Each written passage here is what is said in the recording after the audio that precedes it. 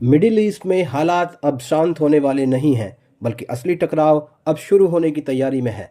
Donald Trump द्वारा भेजा गया शांति प्रस्ताव ईरान ने पूरी तरह खारिज कर दिया है और सिर्फ इनकार ही नहीं किया, ईरान ने उल्टा अमेरिका के सामने अपनी सख्त शर्तें रख दी हैं और साफ उसको चेतावनी दी है कि अगर उसने इन्हें नहीं माना तो लड़ाई और तेज हो जाएगी।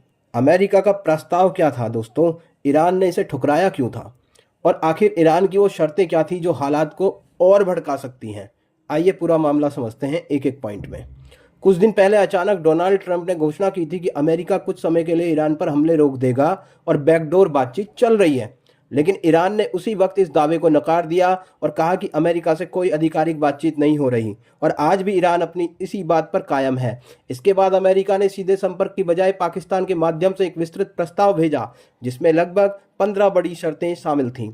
इनमें सबसे अहम मांग थी ईरान अपना परमाणु कार्यक्रम पूरी तरह खत्म कर दे, साथ ही मिसाइल सिस्टम भी नष्ट करने की बात इसमें बोली गई थी और भविष्य में कोई सैन्य तकनीक विकसित ना करने की शर्त रखी गई थी। इतना ही नहीं, ईरान के पास मौजूदा संवर्धित यूरेनियम को भी, जो एनरिच यूरेनियम होता है, उसको भी अमेरिका को सौंपने की बात कही गई है।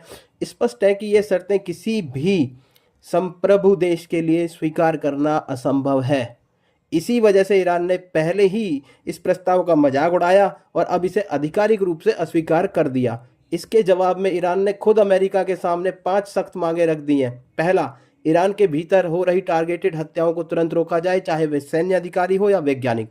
दूसरा, अमेरिका ये सुनिश्चित करे कि भविष्य में वो दोबारा हमला नहीं करेगा। तीसरा, अब तक हुए नुकसान की भरपाई की जाए, जिसमें इंफ्रास्ट्रक्चर, तेल सुविधाएं और नागरिकों की जान माल शामिल है। चौथा, सिर्फ ईरान ही नहीं बल्कि क्षेत्र के बाकी मोर्चे पर भी ऑपरेशंस बंद किए जाएं। और पांचवा, दुनिया आधिकारिक तौर पर यह माने कि स्ट्रेट ऑफ हॉर्मुज पर ईरान का अधिकार है।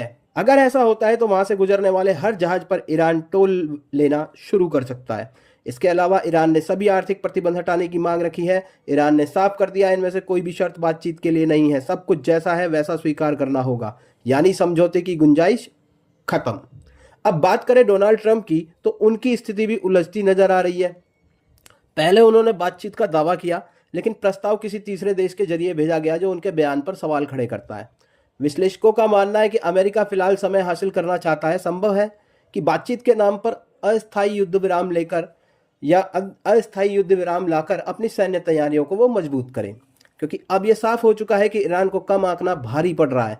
ऐसे में अगले चरण में जमीन पर सैनिक उतारने की कोशिश भी की जा सकती है।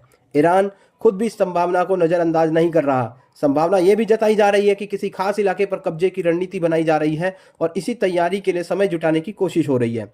फिलहाल इतना तय है, तनाव कम नहीं होने वाला, हालात और ज़्यादा गंभीर हो सकते हैं। अगर ईरान कोई रणनीतिक सलाह दी जाए तो उसे अपनी पश्चिमी सीमा क्षेत्र, खासकर पाकिस्तान के साथ सतर्कता बढ़ानी होगी, क्योंकि भूगत राजनीतिक जो समीकरण है वो तेजी से बदल रहे हैं और अप्रत्याशित मोर्चे खुल रहे हैं।